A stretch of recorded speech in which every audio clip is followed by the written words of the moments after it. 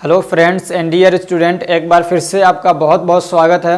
तो आज की इस वीडियो में आज हम लोग आपका एक इम्पोर्टेंट सब्जेक्ट जिसके बारे में आप लोग बार बार कहते हैं वो आज हम लोग पढ़ने वाले हैं। वो क्या है? बायोकेमिस्ट्री का चैप्टर नंबर 6 और टॉपिक हमारा है इंजाइम। क्या टॉपिक हमारा? इंजाइम के बारे में आज हम लोग पढ़ने वाले हैं। क्या होता है इंजाइम? इंजाइम एक ऐसा सब्सटेंस होता है, यह समझिए कि प्रोटीन का बना हुआ एक ऐसा सब्सटेंस होता है जो क्या कैटेलिस्ट का काम करता है। क्या करता है? एक कैटेलिस्ट का काम करता है। कैटेलिस्ट का मतलब ये होता है कि जो किसी केमिकल रिएक्शन को बढ़ा दे।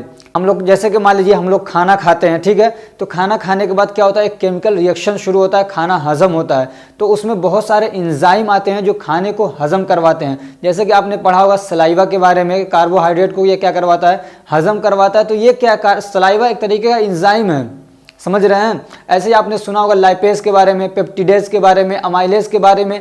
तो ये सब क्या एक तरीके के एंजाइम हैं जो क्या केमिकल रिएक्शन को बढ़ा देते हैं। समझ रहे हैं? केमिकल रिएक्शन को क्या करते हैं? बढ़ा देते हैं।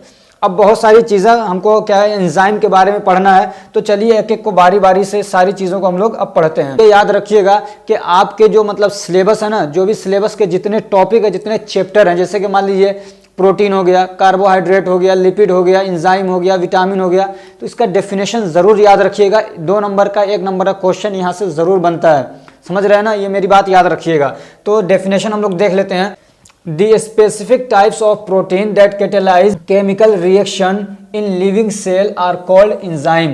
क्या इस एंजाइम की डेफिनेशन क्या है? कि the specific type of proteins that catalyse means increase the chemical reaction in living cell are called enzyme. तो क्या है एंजाइम की डेफिनेशन? कि एंजाइम कुछ ऐसे स्पेसिफिक टाइप के खास तरीके के प्रोटीन होते हैं जो लिविंग सेल के अंदर, यानी जैसे हम लोग लिविंग सेल है, लिविंग बॉडी है, लिविंग टिश्यू है, तो लिविंग सेल के अंदर क्या करते हैं? केमिकल रिएक्शन को बढ़ा देते हैं। समझ में आ रही बात? केमिकल रिएक्शन को क्या करते हैं? कैटेलाइज करते हैं। कैटेलाइज का मतलब होता है कि केमिकल रिएक्शन का जो रेट है उस रेट को बढ़ा देना। केमिकल रिएक्शन का जो रेट है उसको बढ़ा देना, उसको बोलते हैं कैटेलाइज करना। तो एंजाइम क्या होते हैं? कुछ ऐसे स्पेशल टाइप के प्रोटीन होते हैं जो क्या करते हैं? लिविंग सेल के अंदर केमिकल रिएक्शन को क्या करते हैं? कैटेलाइज करते हैं, यानी उसको बढ़ा देते हैं। ठीक, जब आप ये समझ चुके तो अब आप दूसरा डेफिनेशन भी लिख सकते हैं कि एंजाइम आर कैटेलिस्ट। क्या है? Enzyme are catalyst that catalyse the chemical reaction. ठीक है, कि एंजाइम क्या होते हैं? कैटेलिस्ट होते हैं जो क्या करते हैं? कैटेलाइज करते हैं केमिकल रिएक्शन को, यानी केमिकल रिएक्शन का जो रेट है उसको ये लोग क्या करते हैं? बढ़ा देते हैं। अब आप ये देखिए एक स्ट्रक्चर आपको ये दिख रहा होगा, तो इसमें 3 चीज़ें हम लोगों को ध्यान में रखना रहता है। क्या?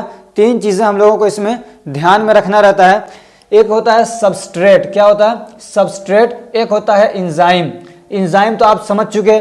दूसरा एक होता है सबस्ट्रेट और तीसरा होता है एक्टिव साइट। क्या होता है? Active site. आपने एंजाइम समझ लिया, अब सबस्ट्रेट क्या होता है? तो सबस्ट्रेट वो चीज़ है, वो सब्सटेंस है जिसके केमिकल रिएक्शन को क्या कर रहा है? एंजाइम बढ़ाता है, यानी एंजाइम जिस पे काम करता है। समझ में आ रही बात? एंजाइम जिस पे काम करता है वो समझिए क्या होता है? सबस्ट्रेट होता है। एग्जाम्पल समझिए, जैसे कि मान लीजिए हम लोग खाना खाते हैं, उसमें लिपिड भी खाते हैं हम लोग। ठीक, क्या खाते हैं? लिपिड खाते हैं, फैट खाते हैं। तो फैट को जो डाइजेशन करने वाला जो एंजाइम होता है, जो उसके केमिकल रिएक्शन को बढ़ाता है, आसानी से डाइजेस्ट करवाता है, वो होता है लाइपेज। तो ये समझिए कि लाइपेज क्या हो गया? ये एंजाइम हो गया। ठीक है, ये क्या हो गया? लाइपेज हो गया आपका। ठीक, और हम लोग खा रहे हैं फैट, तो ये फैट, ये मान लीजिए फैट है। ठीक, तो अब आपको ये समझ में आ जाएगा कि ये एंजाइम है, ये लाइपेज हो गया, और जिसके केमिकल रिएक्शन को ये बढ़ा रहा है वो क्या है? फैट है। तो ये तो एंजाइम हम इसको बोलते हैं, और इसको हम लोग क्या बोलते हैं? सबस्ट्रेट बोलते हैं। अब ये चाहे कुछ भी हो, चाहे ये कार्बोहाइड्रेट हो, चाहे ये क्या प्रोटीन हो, चाहे ये फैट हो या कुछ भी हो, वो क्या होगा? सबस्ट्रेट होगा, जो इसके साथ में आके क्या करता है? मिलता है, बाइंड करता है एंजाइम के साथ। ठीक, अब जिस जगह पे ये आके इसके साथ में बाइंड करता है, जिस जगह पे इसके साथ आके मिलता है, उसको हम लोग क्या बोलते हैं? एक्टिव साइट बोलते हैं। क्या बोलते हैं? Active site. अब ये कैसे काम करते हैं तो इसको थोड़ा सा आप ध्यान रखिएगा। आगे इसका पूरा मैकेनिज्म आने वाला है, लेकिन थोड़ा सा समझ लेंगे तो आपको आगे पढ़ने में क्या मजा आएगा। तो कैसे ये काम करता है? तो ये जो भी इंजाइम होता है, जो इंजाइम होता है इसके पास समझ लीजिए कुछ अट्रैक्शन वाली चीज़ें होती हैं। जैसे कि मान लीजिए मेल हैं, जो मेल लोग होते हैं उनको फीमेल की तरफ क्या होता है, अट्रैक्शन होता है। ये नेचुरल है, इसमें कोई ऐसी बात नहीं है। जो भी मेल होता है उसको फीमेल की तरफ अट्रैक्शन होता है, ऐसे जो फीमेल है उसको मेल की तरफ अट्रैक्शन होता है। तो यहाँ पे अभी मान लीजिए कि ये फीमेल है, ठीक, यहाँ पे इसको क्या है, फीमेल की तरफ मान लीजिए। अब ये क्या है, समझिए मेल है, तो अब ये भी याद रखिएगा मेल फीमेल सिर्फ इंसानों में तो नहीं होते हैं, ऐसे ही जानवरों में भी होते हैं। जैसे कि मान लीजिए बकरी है, गाय है, तो उनमें भी मेल फीमेल है। तो अब ऐसा तो नहीं है कि जो इंसान है वो मतलब किसी दूसरे जानवर की तरफ उसको अट्रैक्शन हो रहा हो, ऐसा तो नहीं होता है ना। बकरा है तो बकरा बकरी उनको आपस में अट्रैक्शन होगा, गाय बैल हैं जो भी हैं तो उनको आपस में अट्रैक्शन होता है, और इंसान है तो उनको आपस में अट्रैक्शन होता है। ऐसे ही जो सबस्ट्रेट होते हैं उसका स्पेसिफिक एंजाइम होता है। ऐसा नहीं कि कोई भी चीज़ है तो किसी भी एंजाइम के साथ उसको अट्रैक्शन होगा, ऐसा नहीं होता है। समझ में आ रही बात? ऐसा नहीं है कि कोई भी एंजाइम है तो कोई भी सबस्ट्रेट है उसके साथ में उसको अट्रैक्शन होगा, नहीं, बल्कि हर सबस्ट्रेट के लिए स्पेसिफिक एंजाइम होता है। हर सबस्ट्रेट के लिए एक स्पेसिफिक एंजाइम होता है, यानी कार्बोहाइड्रेट के लिए अलग एंजाइम होगा, फैट के डाइजेस्ट करने के लिए अलग एंजाइम होगा, प्रोटीन के लिए अलग एंजाइम होगा। समझ में आ रही बात? तो एंजाइम अलग अलग टाइप के होते हैं और उनका सबस्ट्रेट भी अलग अलग होता है। तो मान लीजिए एक एंजाइम है, जो ये बॉडी के अंदर हमारे एंजाइम बनते रहते हैं, ठीक है, हमारी बॉडी के अंदर बहुत सारे एंजाइम बनते हैं। तो उसके हिसाब से हम लोग जो भी खाना खाते हैं, जो भी चीज़ें हैं, तो अपने एंजाइम की तरफ वो क्या करते हैं, अट्रैक्ट करते हैं, ठीक। तो अब ये सबस्ट्रेट है तो ये क्या करता है, इसकी तरफ क्या करता है, अट्रैक्शन दिखाता है। तो फिर ये क्या आता है, इसके पास आता है, तो जो जिसका स्पेसिफिक एंजाइम होता है, तो वो आप ये जगह देख रहे हैं एक्टिव साइट, तो इसमें आके ये फिट होता है। समझ में आ रही बात? ये इसके तरफ अट्रैक्ट होता है और जो एक्टिव साइट है उसके अंदर आके फिट हो जाता है। समझ में आ रही बात? तो उसके अंदर जब फिट होता है तब ये जो एंजाइम है इसके साथ में कुछ ये केमिकल रिएक्शन या कुछ समझिए कुछ केमिकल उसको दे देता है, कुछ छोड़ता है, कुछ बातें करता है, जो भी करता है। जब उसके साथ में वो कर लेता है जो भी करना हो उसको, उसके बाद फिर क्या होता है, ये वापस निकलता है। तो इसको हम लोग अब सबस्ट्रेट नहीं बोलते, अब इसको हम लोग बोलते हैं प्रोडक्ट। समझ में आ रही बात? अब इसको हम लोग सबस्ट्रेट नहीं बोलते हैं, अब क्या बोलते हैं हम लोग, इसको प्रोडक्ट बोलते हैं। अब ये जो एंजाइम है इसका जो मैकेनिज्म है कि कैसे ये काम करता है, तो दो फेमस थ्योरी हैं। एक है लॉक एंड की थ्योरी। क्या है? लॉक एंड की थ्योरी। एक होता है इंड्यूस फिट थ्योरी, ठीक है। तो अब ये दोनों में क्या फर्क है, तो ये जो लॉक और की थ्योरी है वो क्या कहती है कि जो भी क्या है सबस्ट्रेट होता है उसका एक स्पेसिफिक एंजाइम होता है, और वो उसमें आके जैसे ताले के अंदर चाबी लगा देते हैं, ऐसे ही वो सबस्ट्रेट उसमें आके क्या होता है, फिट हो जाता है, तब वो काम होता है। और सबस्ट्रेट वो ऐसा होता है कि जो उस की के उस ताले के अंदर, उस लॉक के अंदर क्या है, आके वो फिट होता है। तो अब जो मतलब ये मान लीजिए आपका एंजाइम है, तो इसमें क्या है, जो इसका सबस्ट्रेट होगा वो ऐसा होगा कि जो इसमें आके एकदम क्या हो, सटीक फिट हो जाए। तो इसको मान लीजिए ऐसा रहेगा। समझ में आ रही? तो ये इसमें जब फिट होता है तब उसके साथ में जो कुछ करना रहता है, उसको अपना केमिकल वगैरह जो भी छोड़ना रहता है वो छोड़ता है, फिर उसके बाद वो बाहर निकलता है। और दूसरी थ्योरी ये कहती है कि मान लीजिए ये एंजाइम है, ठीक है, ये एक एंजाइम है, तो ये क्या होता है, फ्लेक्सिबल होता है, और जैसा सबस्ट्रेट होता है उसके हिसाब से ये अपने आप को ढाल लेता है। एंजाइम कि मान लीजिए ये एंजाइम है, ठीक है, ये एंजाइम है और सबस्ट्रेट जो है वो ऐसा है, अब इसमें तो ये कहीं फिट नहीं होगा। तो ये कहते हैं कि ये वाली जो दूसरी थ्योरी है कि ये अपने आप को वैसा ही बना लेता है, ढाल लेता है, यानी ये क्या है, अपने आप के अपने अंदर एक ऐसा जगह बना लेगा। समझ में आ रहा है? तो ये जगह बनती है तो ये जो सबस्ट्रेट है वो इसके अंदर आके क्या होता है, फिट हो जाता है। तो जब ये फिट हो जाएगा तो उसके साथ में क्या हो जाएगा, उसका कॉम्प्लेक्स बन जाएगा, फिर वो आगे के जो प्रोसेस है वो होता रहेगा। तो ये दो थ्योरी चलती हैं। अब इसमें आपको एक चीज़ और पढ़ना, आपके सिलेबस में पूछ रखा है प्रॉपर्टीज ऑफ एंजाइम, तो जल्दी जल्दी हम लोग करेंगे थोड़ा। एंजाइम इंक्रीज, एंजाइम्स जो होते हैं क्या करते हैं, उनकी क्या प्रॉपर्टी है, increase the rate of reaction. ये मालूम ही है कि इनका एक प्रॉपर्टी क्या है कि ये रेट ऑफ रिएक्शन को बढ़ा देते हैं। और क्या करते हैं, they are always specific for their substrate. जो भी एंजाइम होते हैं वो अपने सबस्ट्रेट के लिए स्पेसिफिक होते हैं। समझ में आ रही बात? यानी हर सबस्ट्रेट का अलग एंजाइम होता है, हर सबस्ट्रेट का अलग एंजाइम होता है, और हर एंजाइम का एक अलग खास क्या होता है, सबस्ट्रेट होता है। ये नहीं कि कोई भी सबस्ट्रेट है और किसी भी एंजाइम के साथ बाइंड कर लेगा, उसके साथ मिल जाएगा, जो भी काम करना करेगा, ऐसा नहीं होता है, ठीक। तीसरा क्या है, एंजाइम्स आर थर्मोलेबाइल। इंजाइम जो होते हैं वो क्या होते हैं, थर्मोलेबाइल होते हैं। इसका मतलब क्या होता है, दे आर हीट सेंसिटिव। वो क्या होता है, हीट सेंसिटिव होते हैं, यानी जैसे उनको ज़्यादा हीट देंगे तो वो डीनेचर हो जाते हैं, यानी अपना काम करना वो बंद कर देंगे। और क्या होता है, इंजाइम आर एम्फोटेरिक। इंजाइम जो होते हैं वो क्या होते हैं, एम्फोटेरिक नेचर के होते हैं, यानी उनके पास में पॉजिटिव और निगेटिव दोनों चार्जेस होते हैं। क्या होते हैं, पॉजिटिव और निगेटिव दोनों चार्ज होते हैं, यानी क्या कहते हैं, जिसको हम लोग एसिडिक और बेसिक दोनों फंक्शनल ग्रुप इसके साथ जुड़े रहते हैं।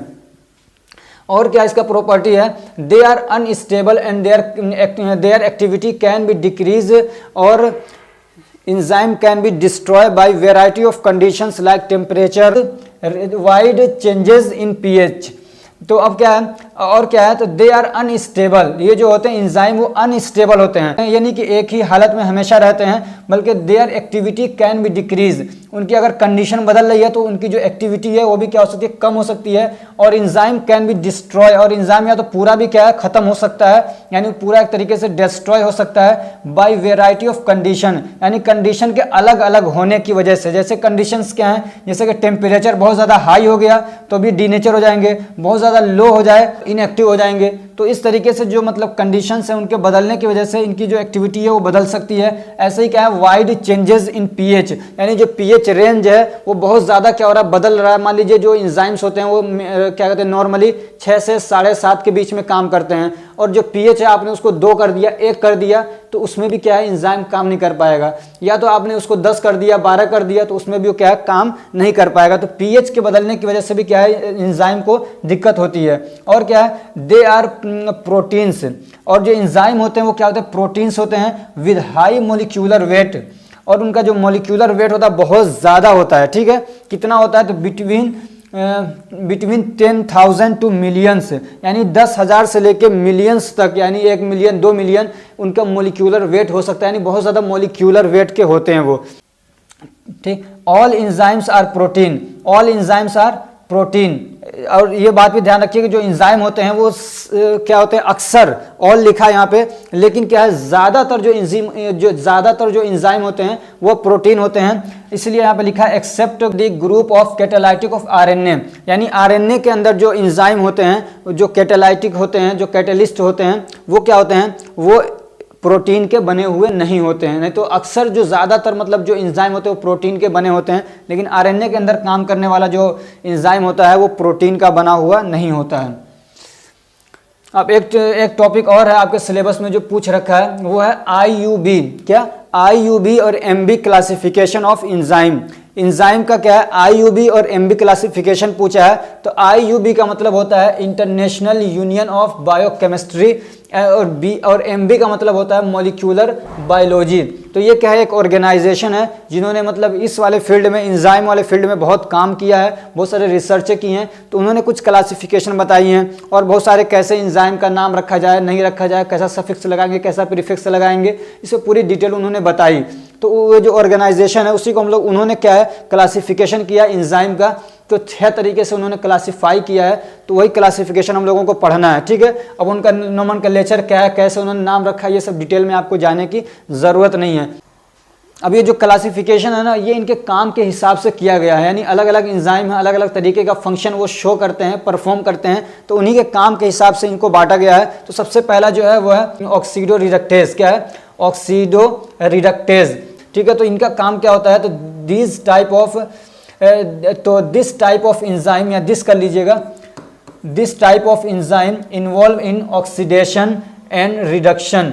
ठीक है, ये जो इस टाइप के जो ऑक्सीडो रिडक्टेज इंजाइम होते हैं, तो उनका काम क्या होता है, तो वो ऑक्सीडेशन और रिडक्शन कराते हैं। ऑक्सीडेशन का मतलब होता है लॉस ऑफ इलेक्ट्रॉन, ऑक्सीडेशन का मतलब क्या होता है, लॉस ऑफ इलेक्ट्रॉन, और रिडक्शन का मतलब होता है गेन ऑफ इलेक्ट्रॉन। एग्जांपल क्या है, ऑक्सीडो रिडक्टेज एंजाइम के एग्जांपल्स क्या हैं, तो इसका एग्जांपल क्या है, डिहाइड्रोजेनेज। क्या है, डिहाइड्रोजेनेज एक एग्जांपल हो गया, ऐसे ही ऑक्सीडेज एक एग्जांपल हो गया इसका।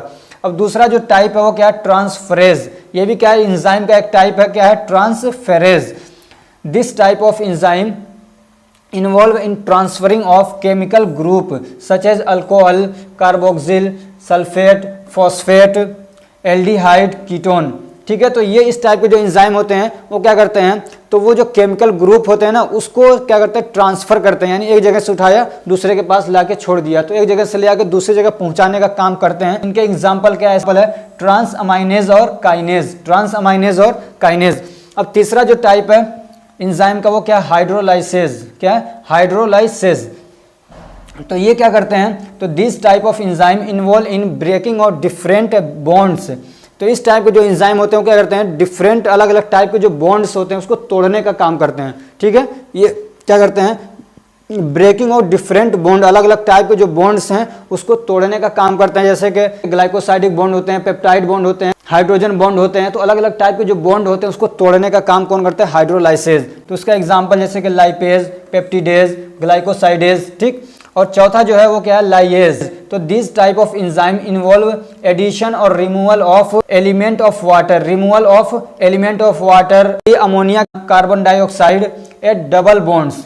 तो ये क्या करते हैं, जो लाइएज हैं वाटर के जो एलिमेंट हैं जैसे कि हाइड्रोजन हो गया, ऑक्सीजन हो गया, ऐसे ही अमोनिया के जो एटम जो एलिमेंट्स होते हैं जैसे कि नाइट्रोजन, हाइड्रोजन हो गया, ऐसे कार्बन डाइऑक्साइड हैं जो एलिमेंट्स हैं, जो कार्बन डाइऑक्साइड के एलिमेंट है जैसे कि कार्बन हो गया, ऑक्सीजन हो गया, डबल बॉन्ड पे, याद रखिएगा, एट दी डबल बॉन्ड, यानी कि मान लीजिए कोई क्या स्ट्रक्चर है उसमें डबल बॉन्ड बना हुआ है और उसमें क्या है, ये इनके एलिमेंट लगे हुए हैं जैसे कि वाटर के यानी H2O लगा हुआ है, या अमोनिया लगा हुआ है, NH3 लगा हुआ है, या कार्बन डाइऑक्साइड के क्या है वहाँ पे एलिमेंट्स लगे हुए हैं। तो अगर डबल बॉन्ड पे हैं तो वो क्या करते हैं, इन्वॉल्व एडिशन और रिमूवल, या तो वहाँ पे इसको क्या करते हैं, ऐड करना है अगर कहीं पे वाटर के मॉलिक्यूल तो इसमें ये काम करते हैं, या रिमूव करना है वाटर के मॉलिक्यूल को, मान लीजिए हाइड्रोजन को रिमूव करना है या ऑक्सीजन को रिमूव करना है तो ये वाले एंजाइम उसमें काम करते हैं। ऐसे मान लीजिए नाइट्रोजन को अगर वहाँ पे अमोनिया है और उसमें से नाइट्रोजन को हटाना है, ठीक है, किसी ग्रुप के अंदर अमोनिया है और अमोनिया का एलिमेंट क्या होता है, नाइट्रोजन और हाइड्रोजन होते हैं,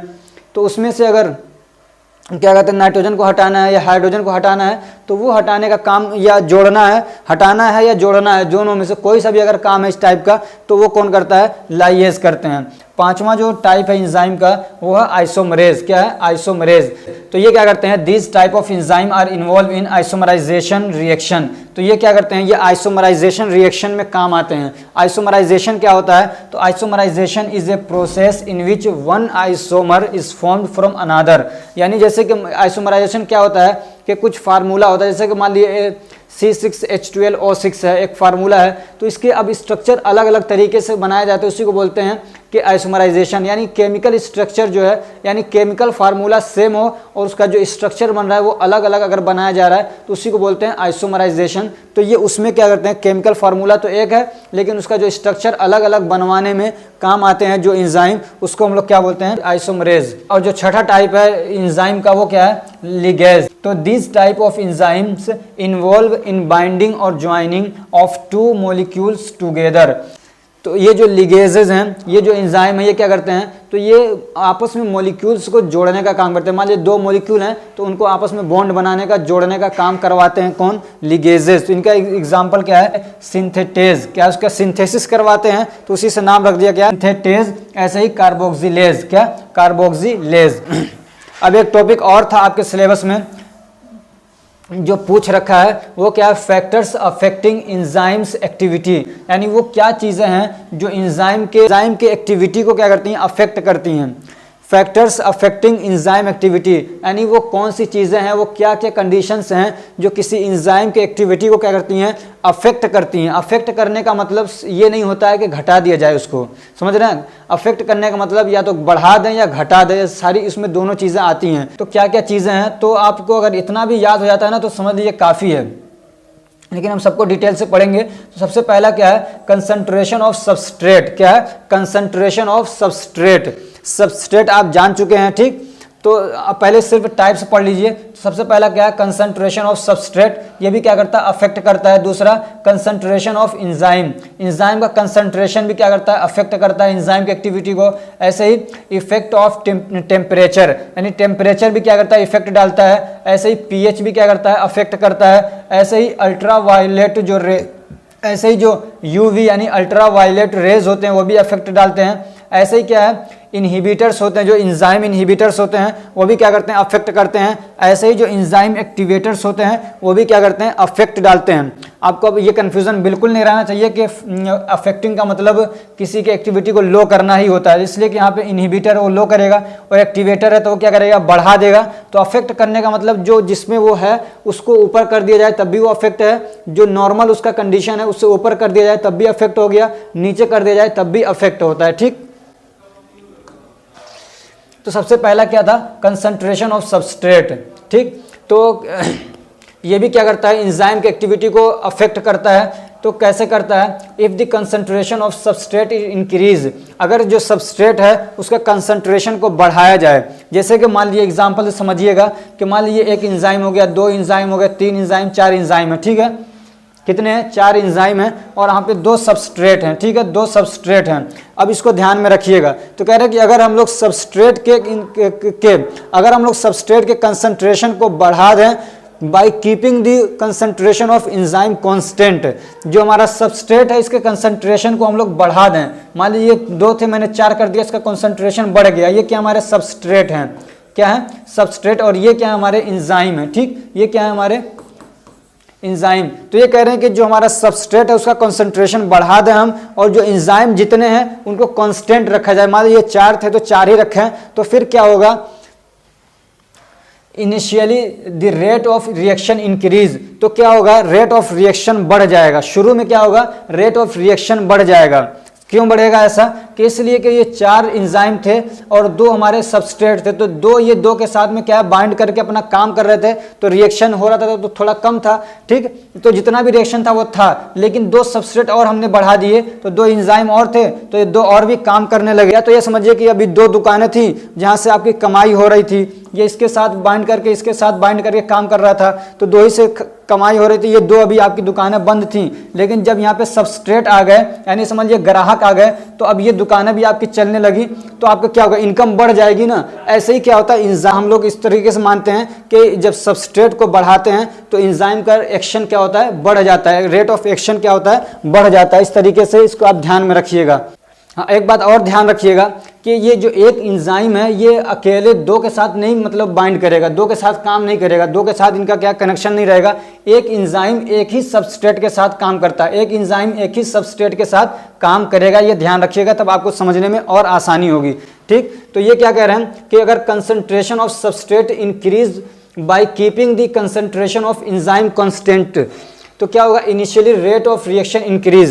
समझ में आ रही बात, कि मैंने पहले 4 इंजाइम बनाए थे, ठीक, और 2 आपके पास सबस्ट्रेट थे, तो सबस्ट्रेट को बढ़ाएंगे तो क्या होगा, केमिकल आपका जो रेट ऑफ रिएक्शन वो बढ़ेगा इनिशियली शुरू में। लेकिन ये कह रहे हैं अब क्या कह रहे हैं, but when all enzymes are occupied the substrate, लेकिन जितने इंजाइम हैं जब वो सबस्ट्रेट के साथ ऑक्यूपाइड हो जाएंगे, समझ में आ रही, लेकिन when all enzyme are occupied this by substrate, लेकिन जितने भी इंजाइम हैं जब वो क्या है, सबस्ट्रेट के साथ सारे इंजाइम क्या हैं, ऑक्यूपाइड हो जाएंगे, यानी समझिए सबका जो रिएक्शन इनके साथ हो जाएगा, सारे जितने हैं वो सब क्या हो जाएंगे, एक दूसरे के साथ सेट हो जाएंगे, कोई बचेगा नहीं। जितनी दुकानें थी जो खाली थी सब क्या हो गई, भर गई। सारी दुकानों, सारे कमरे जो रूम थे, जो रेंट पे कमरे थे, वो सब क्या हो गए, भर गए। तो अब आगे दुकान खोलने की जगह ही नहीं है, लेकिन क्या है, ग्राहक बढ़ते जा रहे हैं। तो अब ये याद रखिएगा, ये क्या है, सबस्ट्रेट आप बढ़ाते जा रहे हैं। आपके जो इंजाइम थे वो 4 थे, सबस्ट्रेट पहले 2 थे, तो 2 बढ़ाए, तो शुरू में क्या होगा, रेट ऑफ रिएक्शन बढ़ेगा। लेकिन आप क्या कर रहे हैं, लेकिन लगातार आप सबस्ट्रेट बढ़ाए जा रहे हैं, सबस्ट्रेट बढ़ाए जा रहे हैं, तो इससे आपका रेट ऑफ रिएक्शन नहीं बढ़ेगा, इसलिए कि आपके पास यहाँ इंजाइम है ही नहीं, तो ये किसी के साथ, इनके साथ ये बाइंड नहीं करेगा, ये इनके साथ बाइंड नहीं करेगा। ये जो आपस में जिन्होंने बाइंड कर रखा है वो आपस में काम करते रहेंगे, अपना दूसरे के साथ में वो क्या है, बाइंड नहीं करेंगे। तो वही कह रहे हैं कि अगर आप, लेकिन जब सारे जो इंजाइम है वो ऑक्यूपाइड हो जाते हैं बाय सबस्ट्रेट, यानी आपस में जब सबस्ट्रेट और इंजाइम मिल जाते हैं, further increase in concentration of substrate does not increase the rate of reaction. तो मजीद अगर अगर आप क्या कर रहे हैं, सबस्ट्रेट बढ़ा रहे हैं और सबस्ट्रेट बढ़ा रहे हैं, तो इससे रेट ऑफ रिएक्शन नहीं बढ़ेगा, इसलिए कि इंजाइम इनके पास, इनके लिए बचे ही नहीं है, इंजाइम इनके लिए बचे ही नहीं है। तो ये किसके साथ अपना रिएक्शन बनाएंगे, किसके साथ बाइंड करेंगे, इसलिए सबस्ट्रेट बढ़ाने से आपको कोई फायदा नहीं होगा, केमिकल जो क्या कहते हैं रेट ऑफ रिएक्शन है नहीं बढ़ेगा। अब इसी का उल्टा आप समझ लीजिए, बिल्कुल दूसरा क्या है, कंसंट्रेशन ऑफ इंजाइम, ये भी क्या करता है, इसके इंजाइम के रिएक्शन को क्या, एक्टिविटी को क्या करता है, अफेक्ट करता है। तो इसी का सेम उल्टा है ये, if the concentration of enzyme is increased by keeping the concentration of substrate constant. ये कह रहे हैं कि अगर हम इंजाइम के क्या है कंसंट्रेशन को बढ़ा रहे हैं, समझ उनकी तादाद को, उनके नंबर को, उनके काउंट को हम बढ़ा रहे हैं, ठीक है, by keeping the concentration of substrate constant, और जो सबस्ट्रेट है उसके कंसंट्रेशन को हम लोग क्या कर रहे हैं, कांस्टेंट रख रहे हैं, तो क्या होगा, initially rate of reaction increase. तो शुरू में क्या है, क्या कहते हैं, शुरू में तो क्या होगा, रिएक्शन का जो रेट है वो इंक्रीज होगा, but when all the substrate are occupied by enzyme, लेकिन जितने सबस्ट्रेट हैं जब वो एंजाइम के साथ क्या करेंगे, बाइंड कर लेंगे, further increase in concentration of enzyme does not increase the rate of reaction. तो और ज़्यादा अगर आप एंजाइम को बढ़ा रहे हैं तो उससे आपका रेट ऑफ रिएक्शन नहीं बढ़ेगा। जैसे कि आप समझिए इसका कि मान लीजिए आपके पास क्या है, ये सबस्ट्रेट थे, ठीक है, ये क्या हो गया, आपके पास 4 सबस्ट्रेट थे, ठीक है, और आपके पास 2 एंजाइम थे, ठीक, आपके पास क्या है, 4 सबस्ट्रेट थे और 2 एंजाइम थे। तो ये आपस में क्या है, बाइंड करके अपना काम कर रहे थे, जो भी कर रहे हो, प्यार मोहब्बत जो भी कर रहे हो, ठीक है, कर रहे थे ये। तो ये कह रहे हैं कि जो अगर हम एंजाइम को और बढ़ाते हैं, अगर कंसंट्रेशन ऑफ एंजाइम को हम बढ़ाते हैं तो क्या होगा, रेट ऑफ रिएक्शन बढ़ेगा। कब, अगर हम लोग क्या है, एंजाइम के क्या है कंसंट्रेशन को बढ़ाते हैं लेकिन कंसंट्रेशन ऑफ सबस्ट्रेट कांस्टेंट रहता है, उसको नहीं बढ़ाते हैं, यानी सिर्फ एंजाइम को हम लोग बढ़ा रहे हैं और सबस्ट्रेट जो है उतना ही है, उसको नहीं बढ़ा रहे हैं, तो शुरू में क्या होगा, रेट ऑफ रिएक्शन बढ़ेगा, इसलिए कि 2 एंजाइम बढ़े तो ये 2 कांस्टेंट, जो ये जो 2 सबस्ट्रेट है इनके साथ ये बाइंड करेंगे तो शुरू में तो क्या है, इसका रेट ऑफ रिएक्शन बढ़ेगा, ठीक है, शुरू में रेट ऑफ रिएक्शन क्या होगा, बढ़ेगा। लेकिन और अगर ज़्यादा आप एंजाइम को बढ़ा रहे हैं, मान लीजिए और एंजाइम बढ़ा दिए, तो कह रहे हैं कि उससे आपका जो मतलब रेट ऑफ रिएक्शन वो नहीं बढ़ेगा, इसलिए कि क्या है, ये जितने आपके पास सबस्ट्रेट थे वो सब ऑक्यूपाइड हो गए हैं, यानी सबको इन्होंने समझ लिया कि पटा लिया है। समझ में आ रही बात, मान लीजिए 4 है तो ये सबको इन्होंने पटा लिया, अब कोई है ही नहीं जिनके साथ ये दोस्ती करें, इधर कोई है ही नहीं, तो जब है ही नहीं तो एंजाइम चाहे आप कितना भी ला दें, कितना भी एंजाइम ला दें, ये इनके साथ नहीं जाएंगे, इनके साथ बाइंड नहीं करेंगे, तो इससे रेट ऑफ रिएक्शन भी नहीं बढ़ेगा, ठीक। अब तीसरा जो चीज़ इफेक्ट करता है वो क्या है, टेम्परेचर, यानी टेम्परेचर की वजह से भी क्या होता है, रेट ऑफ रिएक्शन घट और बढ़ सकता है, ठीक है, किसका, एंजाइम का। तो the rate of enzyme reaction increase initially at temperature increase. ये कह रहेगा टेम्परेचर को हम बढ़ा रहे हैं तो शुरू में क्या है, एंजाइम का रिएक्शन बढ़ सकता है, but this increase is obtained till optimum temperature.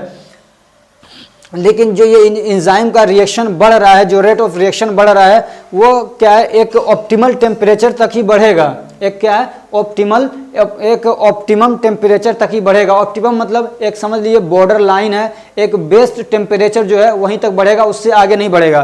तो ऑप्टिमम टेम्परेचर कितना है, 35 से 38 डिग्री तक। मान लीजिए अगर किसी जगह पे, मान लीजिए हमारे जो स्टोमक है उसका टेम्परेचर अभी 30 है, ठीक है, और उसमें क्या है, एंजाइम अपना काम कर रहा है, तो कह रहे हैं कि अगर हम टेम्परेचर को बढ़ाते हैं तो उससे क्या होगा, एंजाइम का रेट ऑफ रिएक्शन बढ़ जाएगा, लेकिन एक रेंज तक। अगर उससे ज़्यादा बढ़ा रहे हैं तो अब उससे यानी कि जितना ज़्यादा आप टेम्परेचर बढ़ाते जाएंगे एंजाइम का रिएक्शन बढ़ता जाएगा, ऐसा नहीं है। कह रहे हैं कि एक ऑप्टिमम टेम्परेचर तक ही उसका रिएक्शन बढ़ेगा, उसके बाद हो सकता है कि वो डीनेचर हो जाए, तो फिर क्या होगा, उसका रिएक्शन बिल्कुल ही खत्म हो जाएगा। तो वही कह रहे हैं, तो ऑप्टिमम टेम्परेचर कितना, 35 से 38 तक के डिग्री के बीच में अगर आप लेके जाते हैं तब तो उसका क्या है, रिएक्शन बढ़ता रहेगा। जो 35 और 38 के बीच में आएगा तो वहीं पे कांस्टेंट हो जाएगा, उससे ऊपर उसका रिएक्शन नहीं बढ़ेगा। और कह रहे हैं कि और ज़्यादा अगर बढ़ा देते हैं, फर्दर इंक्रीज इन टेम्परेचर में डी नेचर द एंजाइम। तो अगर अब इससे 35 और 38 से भी ज़्यादा टेम्परेचर अगर बढ़ा देते हैं तो फिर क्या होगा, उससे जो एंजाइम क्या है वो डीनेचर हो जाएंगे और उनका जो रेट ऑफ एक्शन है वो डिक्रीज हो जाएगा। चौथी जो चीज़ है जो मतलब अफेक्ट करती है तो वो क्या है, इफेक्ट ऑफ पीएच, यानी जो पीएच रेंज होता है वो भी क्या करता है, एंजाइम के एक्शन को क्या कहते हैं, घटाता और बढ़ाता, अफेक्ट करता है। तो there is a range of optimum pH in which enzyme show, यहाँ पे क्या कर लीजिए, शो बढ़ा लीजिए तो अच्छा रहेगा, ठीक है, एंजाइम शो मैक्सिमम एक्टिविटी। तो ये कह रहे हैं कि एक पीएच का भी एक जो भी पीएच रेंज होता है एक उसका ऑप्टिमम रेंज होता है, यानी एक बेस्ट रेंज होता है कि उस रेंज में क्या है, जो उस पीएच रेंज में एंजाइम का जो एक्टिविटी है वो क्या है, बहुत अच्छी रहती है, ज़्यादा से ज़्यादा होती है। लेकिन जब वो रेंज को और ज़्यादा आप बढ़ा देंगे तो उससे दिक्कत क्रिएट होने लग जाएगी, ठीक है। तो वो रेंज क्या है, this range is generally from pH 6.4 to 7.5 pH, ठीक है। तो 6.4 से 7.5 का pH का जो रेशियो है, इस बीच में अगर मतलब जहाँ पे इंजाइम है वहाँ का जो मतलब नेचर है, वहाँ का जो pH रेंज है वो 6.4 से 7.5 के बीच में अगर है तो जो इंजाइम है बहुत अच्छे से काम करेंगे। लेकिन अगर उसको आप ज़्यादा इधर उधर गड़बड़ करते हैं तो फिर इंजाइम की एक्टिविटी क्या होगी, डिस्टर्ब हो जाएगी। लेकिन ये सारे इंजाइम के लिए नहीं है, कुछ इंजाइम्स ऐसे भी हैं जिनको मतलब जिनका अलग अलग उनका खास स्पेसिफिक है, जो मतलब उनके लिए ऑप्टिमम ये नहीं है, बल्कि उनका क्या है, उनके नेचर के हिसाब से कुछ अलग है। तो वो जो अलग है, जिनका नेचर अलग है, उसके कुछ एग्जाम्पल्स हमने नीचे दे रखे हैं, आप इसको देख लीजिए। जैसे कि एक इंजाइम है एसिड फॉस्फेटेज। तो एक इंजाइम क्या है, एसिड फॉस्फेटेज। तो इसका क्या है, कितने में काम करता है, तो 5.5 pH में ये काम करता है। यानी इसका जो बेस्ट रेंज है जिसमें अच्छे से ये काम करेगा तो क्या है 5.5। ऐसे ही पेप्सिन जो है तो वो कितना pH रेंज में काम करता है, तो 2.0। देख रहे हैं, तो ये कितना इसमें मतलब बहुत ज़्यादा एसिडिक इसमें रेंज में ये काम कर रहा है, तो उसमें अच्छे से काम करता है अगर एसिडिक इन्वायरमेंट है वहाँ पे। ऐसे ही जो अमाइलेज है वो काम करता है 6 से 7 के बीच में। ऐसे ही जो लाइपेज है ये किस में काम करता है, तो 7 के रेंज में काम करता है। ऐसे ही जो पेपेइन है वो क्या है 5 से 6 pH के रेंज में काम करता है। ऐसे जो ट्रिप्सिन है वो 6 से 8 के बीच में काम करता है। ऐसे ही जो अल्कलाइन फॉस्फेटेज है ये भी सब इंजाइम है, तो वो किस में काम करता है, तो ये करता है 9 से 9.2 के बीच में काम करता है। अगर आपको दिखा नहीं हो तो ध्यान से एक बार देख लीजिए, मैं थोड़ा साइड में हो जाता हूँ। और क्या चीज़ अफेक्ट करती है, तो effect of ultraviolet rays. जो अल्ट्रा वायलेट रेज होती हैं वो क्या करती है, डी नेचर कर देती है इंजाइम को, उससे क्या है इंजाइम की एक्टिविटी डिक्रीज हो जाती है। ऐसे ही इफेक्ट ऑफ इनहिबिटर्स। कुछ इनहिबिटर्स होते हैं, इनहिबिटर मतलब जो इंजाइम के एक्शन को क्या करते हैं, इनहिबिट कर देते हैं, ठीक है। तो जो इनहिबिटर्स हैं जो इंजाइम के एक्शन को इनहिबिट करते हैं तो उससे क्या होगा, ये जो इंजाइम की एक्टिविटी है वो डिक्रीज हो जाएगी, उसका केमिकल रिएक्शन के रेट क्या हो जाएगा, डाउन हो जाएगा। ऐसे ही इफेक्ट ऑफ एक्टिवेटर्स। कुछ ऐसे होते हैं जो एक्टिवेटर्स होते हैं, तो जो एक्टिवेटर्स होते हैं क्या करते हैं, इंजाइम को एक्टिवेट करते हैं, यानी इंजाइम के एक्शन को और क्या करते हैं, बढ़ा देते हैं, ठीक है। तो जब एक्टिवेटर अगर अपना काम करते हैं तो क्या होगा, increase the rate of reaction, उससे रेट ऑफ रिएक्शन क्या हो जाएगा, बढ़ जाएगा। अब एक चीज़ आपके सिलेबस में है, mechanism of action of enzyme. क्या है, mechanism of action of enzyme, के इंजाइम कैसे काम करता है, तो उसके बारे में मैंने आपको बता ही दिया है। तो दो थ्योरीज हैं इसके अंदर जो मतलब मैकेनिज्म ऑफ एक्शन को बताती हैं। तो एक थ्योरी आपकी लॉक एंड की हाइपोथेसिस, इसको थ्योरी भी बोलते हैं, मॉडल भी बोलते हैं। क्या बोलते हैं, मॉडल भी बोल सकते हैं आप इसको, लॉक एंड की मॉडल, और दूसरा इंड्यूस फिट हाइपोथेसिस या मॉडल, ठीक है। अब ये जो लॉक एंड की मॉडल है उसको किसने मतलब दिया था, किस साइंटिस्ट ने, तो वो है एमिल फिशर। कौन है, एमिल फिशर। और जो इंड्यूस फिट हाइपोथेसिस है वो किसने मतलब प्रोड्यूस कराया था, वो किसने इंड्यूस कराया था, किसने दिया था ये, तो वो दिया था कोशलैंड ने। किसने, कोशलैंड ने ये मतलब बताया था लोगों को इसके बारे में। तो मैकेनिज्म ऑफ एक्शन क्या है, कैसे इंजाइम काम करता है, तो कुछ स्टेप में वो काम करता है। तो सबसे पहला स्टेप क्या होता है, the enzyme attract the substrate to its active site. तो जो इंजाइम होता है वो क्या करता है, जो सबस्ट्रेट है उसको अपने एक्टिव साइट की तरफ क्या करता है, अट्रैक्ट करता है। मान लीजिए ये कोई सबस्ट्रेट है, क्या है, कोई सबस्ट्रेट है, ठीक है। ये मान लीजिए ये फैट मान लीजिए इसको, ठीक है। ये क्या हो गया, फैट हो गया, जो एक तरीके का क्या है, सबस्ट्रेट है ये, जो एक तरीके का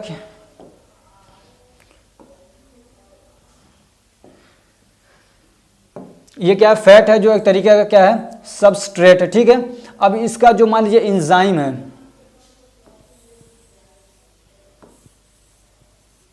तो अब ये इंजाइम है तो ये क्या करता है, फर्स्ट स्टेप में इस जो सबस्ट्रेट है उसको अपने तरफ खींचता है, अट्रैक्ट करता है। समझ में आ रही बात, तो सबसे पहले क्या होगा, ये इसको अपने तरफ अट्रैक्ट करेगा, तो उससे क्या होगा, इंजाइम और सबस्ट्रेट का कॉम्प्लेक्स बन जाएगा। तो ये जब आपस में मिल जाते हैं, जिसको खींचता है तो ये आके इसके साथ में मिल जाता है, इसके साथ में आके मिलता है, बाइंड करता है। तो पहले स्टेप में क्या होता है, इंजाइम और सबस्ट्रेट का कॉम्प्लेक्स बनता है, जिसको इस तरीके से हम लोग शो करते हैं E+S, ठीक है। तो उसको हम लोग बोलते हैं ES कॉम्प्लेक्स। दूसरे स्टेप में क्या होता है, a process called catalysis occurs.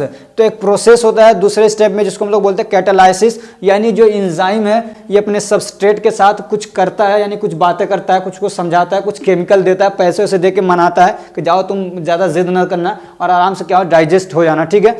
तो जो भी तो ये इसके साथ में जो भी कुछ करता है, बात करता है, उसको समझाता है, उसके कान में कुछ कहता है, तो उस प्रोसेस को हम लोग क्या बोलते हैं, कैटेलाइसिस बोलते हैं। यानी ये कि कुछ केमिकल वगैरह इसके साथ में वो छोड़ता है, इसके संगत में आने के बाद वो क्या है, बहुत नरम हो जाता है, सॉफ्ट हो जाता है और आराम से उसका क्या है फिर केमिकल रिएक्शन आसान हो जाता है।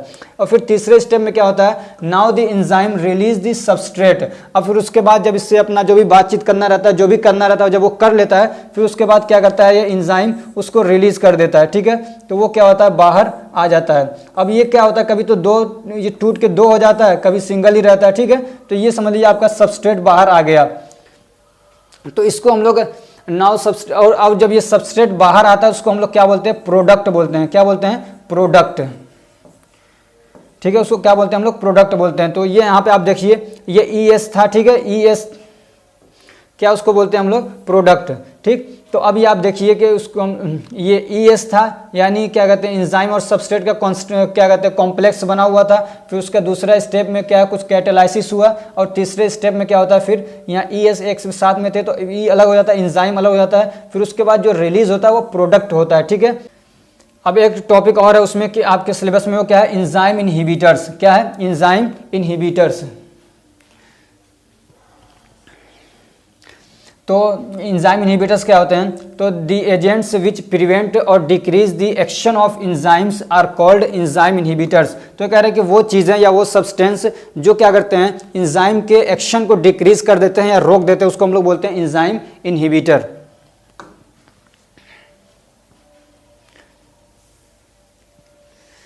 तो टाइप ऑफ इनहिबिटर, तो इनहिबिटर दो टाइप के होते हैं, एक होता है रिवर्सिबल या कॉम्पिटिटिव इनहिबिटर भी बोलते हैं, दूसरा होता है नॉन कॉम्पिटिटिव या इरिवर्सिबल इनहिबिटर हम लोग बोलते हैं। ठीक है, तो जो ये रिवर्सिबल है इसमें क्या होता है, this type of inhibitor have structural similarity with substrate. तो इसमें क्या होता है कि जो ये वाला जो इनहिबिटर होता है रिवर्सिबल, ये क्या होता है, जो सबस्ट्रेट था उसी जैसा होता है। जैसे कि मान लीजिए ये आपका एंजाइम था, ठीक है, और इसका जो सबस्ट्रेट था, तो ये वाला जो इनहिबिटर होता है वो इसी सबस्ट्रेट के जैसा होता है, यानी सिमिलर होता है इसी के साथ में। तो ये क्या करता है, जो इसका एक्टिव साइट होता है एंजाइम का, उस पर जाके ये बाइंड कर लेता है। ये समझिए इनहिबिटर है और ये आके इसी पे बाइंड कर लिया, तो अब जो सबस्ट्रेट है आपका इधर वो रखा रह जाता है, वो इस पर बाइंड नहीं कर पाता है। सबस्ट्रेट से पहले आके जो इनहिबिटर है वो इस पर बाइंड कर लेता है, तो इसको काम नहीं करने देता है एंजाइम को। ठीक है, और ये वाला जो क्या है, जो ये वाला जो ये इनहिबिटर है, ये क्या होता है, रिवर्सिबल होता है if the concentration of substrate. लेकिन अगर हम लोग क्या करते हैं, इस वाले सबस्ट्रेट का जो कंसंट्रेशन उसको हम लोग बढ़ाते हैं, देन इनहिबिशन इज रिवर्स। तो जो इनहिबिशन है वो क्या होता है, रिवर्स हो जाता है, हट जाता है। ठीक है, और दूसरा जो होता है नॉन कॉम्पिटिटिव या इरिवर्सल इनहिबिटर, तो this type of inhibitors bind with the functional group other than the active site. तो इस वाले जो ये जो दूसरे टाइप के दूसरे टाइप के इनहिबिटर्स होते हैं वो क्या एक्टिव साइट पे बाइंड नहीं करते हैं, बल्कि एक्टिव साइट के अलावा जो फंक्शनल ग्रुप होते हैं उस पे जाके वो बाइंड कर लेते हैं। ठीक है, और इस तरीके से क्या करते हैं, inhibit the action of enzyme for ever. और जो एंजाइम है उसका एक्शन क्या हमेशा के लिए इनहिबिट कर देते हैं। ठीक है, बिल्कुल उसको नाकारा कर देते हैं, काम करने के लायक नहीं छोड़ते हैं। If the concentration of substrate increase, अगर हम लोग सबस्ट्रेट का कंसंट्रेशन बढ़ा भी दें तब भी क्या होता है, इनहिबिशन डज नॉट रिवर्स। तो जो उसका इनहिबिशन है, यानी जो इनहिबिटर उसका इफेक्ट कम नहीं होता है। ठीक है, एक टॉपिक और जो आपको इसमें पढ़ना है वो क्या है, थेरापेटिक एंड फार्मास्यूटिकल इंपॉर्टेंस। यानी जो एंजाइम है उसको हम लोग बीमारी को ठीक करने के लिए कैसे यूज़ करते हैं, क्या क्या इसका यूजेस होता है, और क्या फार्मास्यूटिकल यानी दवा बनाने में या किसी बीमारी के डायग्नोस करने में, बीमारी के चेकअप में क्या इसका इंपॉर्टेंस है, तो उसके बारे में क्वेश्चन है। ठीक, तो एक आपको क्या पढ़ना है, थेरापेटिक इंपॉर्टेंस। तो क्या क्या है, तो एक होता है गैलेक्टोसाइडेज, एक एंजाइम क्या है, गैलेक्टोसाइडेज। तो ये क्या यहाँ पे यूज होता है, तो is used for treatment of lactose intolerance in children.